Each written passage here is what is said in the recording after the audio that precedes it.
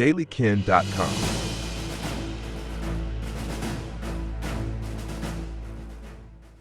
Modern far-left rhetoric, heavily influenced by Marxist frameworks, promotes a set of ideological narratives that reinforce their worldview. These include concepts such as systemic racism and white privilege, claims of cultural appropriation, and interpretations of slavery that portray whites exclusively as perpetrators and blacks solely as victims, while downplaying historical and social complexity. Throughout the history of warfare, defeated captives were impressed into servitude by the victors. Releasing prisoners often meant enabling them to rejoin future conflicts, while killing them eliminated both economic value and leverage. Retaining captives, whether for labor, ransom, or as a means of enforcing tribute from subordinate states, was widely viewed as a more practical and efficient use of human resources. Enslavement was as commonplace as intertribal raids or large-scale warfare. Sanctioned by prevailing customs and legal systems, the seizure of people for bondage was widely accepted and institutionalized. The ignored, then forgotten history of white slavery stands as a stark reminder that human bondage has never been confined to one race, region, or era. Public discourse almost exclusively centers on the transatlantic enslavement of Black Africans, with whites being cast in the roles of perpetrators. But the systematic capture and sale of Europeans by other Europeans and by North African corsairs over centuries can no longer be overlooked. Virtually every human alive has ancestors who were slaves and others who were slave owners. Slavery has scarred nearly every civilization, driven by conquest, economics, and power, rather than any single ideology or skin color. Ancient Greeks and Romans, Persians, Ottomans, and others all owned humans as property. The institution persisted long after formal abolitions, and today an estimated 50 million people remain trapped in modern slavery through forced labor, trafficking, and forced marriage. The Barbary slave trade, spanning roughly from the 16th to the early 19th centuries, saw North African Islamic corsairs, operating from ports in Algiers, Tunis, Tripoli, and sometimes Morocco, capture and enslave large numbers of Europeans. These white victims, primarily Christians from coastal regions, endured forced labor, galley rowing, domestic servitude, and other hardships in North Africa. Corsairs raided ships in the Mediterranean and Atlantic and launched land attacks on vulnerable European shores. Targets included Italy, Spain, France, Portugal, England, Ireland, the Netherlands, and even distant Iceland. Victims were sailors, fishermen, villagers, and travelers seized at sea or during nighttime assaults on settlements. Many faced brutal transport across the sea, followed by sale in bustling slave markets where buyers inspected them like goods. Historian Robert C. Davis estimates that between 1 million and 1.25 million Europeans were enslaved during this period, with the peak intensity from the late 16th to 17th centuries. Captives often labored in quarries, construction, or as galley slaves chained to oars under harsh conditions and punishment. Women and children frequently entered domestic roles or faced sexual exploitation. Conversion to Islam sometimes led to freedom but severed ties to homelands. The raids terrorized European coasts, depopulating villages as residents fled inland. Fishing and trade declined. Fortifications rose in response. One notorious example unfolded in 1631 during the sack of Baltimore, an Irish village in West Cork. Corsairs stormed the settlement at night, abducting at least 107 residents, mostly English settlers along with some Irish, who were shipped to Algiers and sold. Few ever returned home, their lives shattered by capture and separation.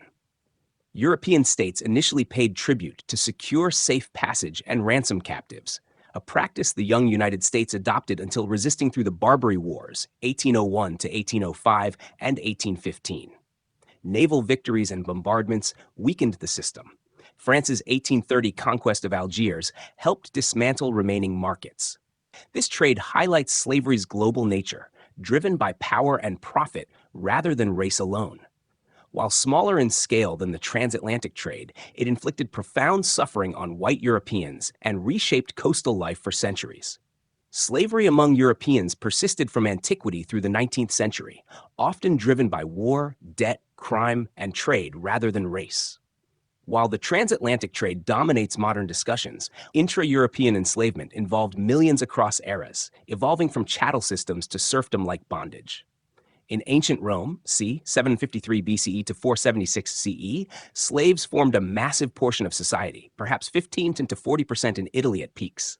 War captives supplied most, including Gauls, Germans, Britons, Greeks, and other Europeans conquered during expansion.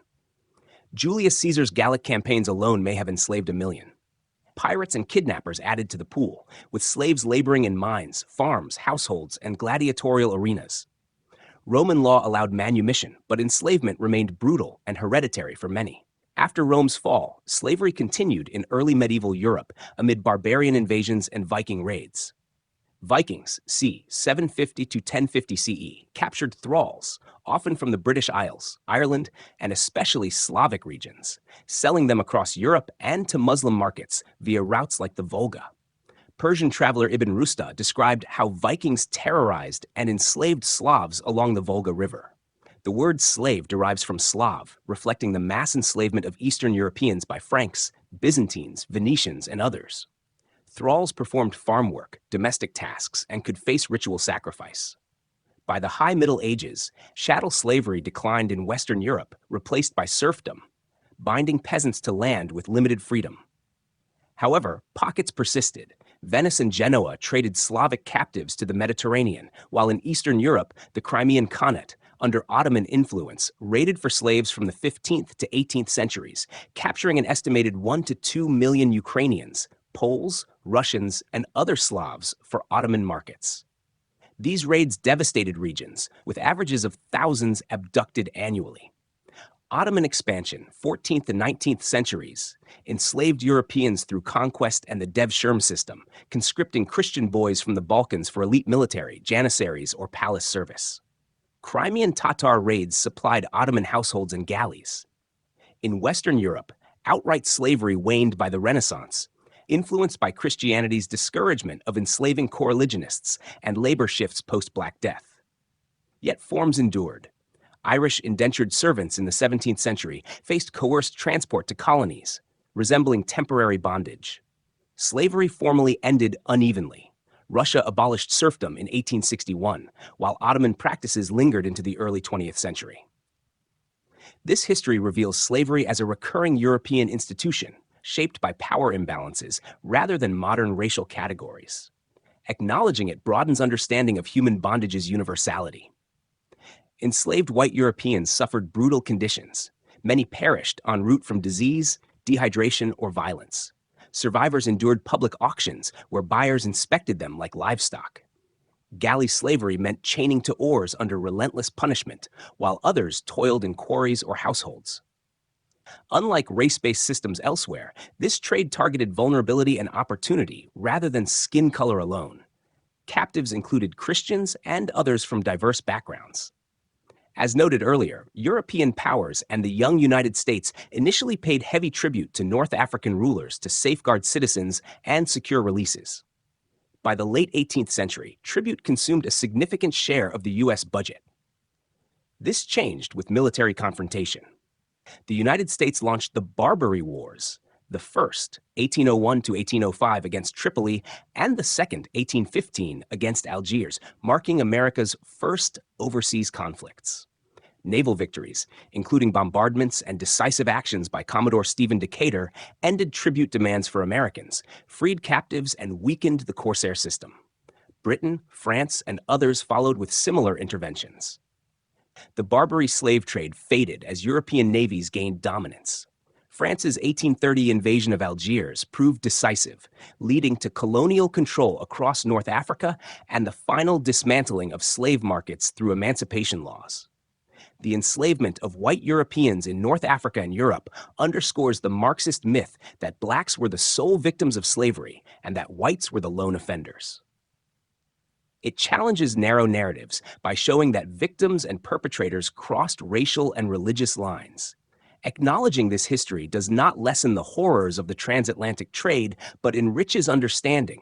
Slavery has worn many faces across time and place. Confronting its full scope strengthens efforts against modern forms that persist today. For more stories like this, visit abatehate.com. Don't forget to like and subscribe to our YouTube channel.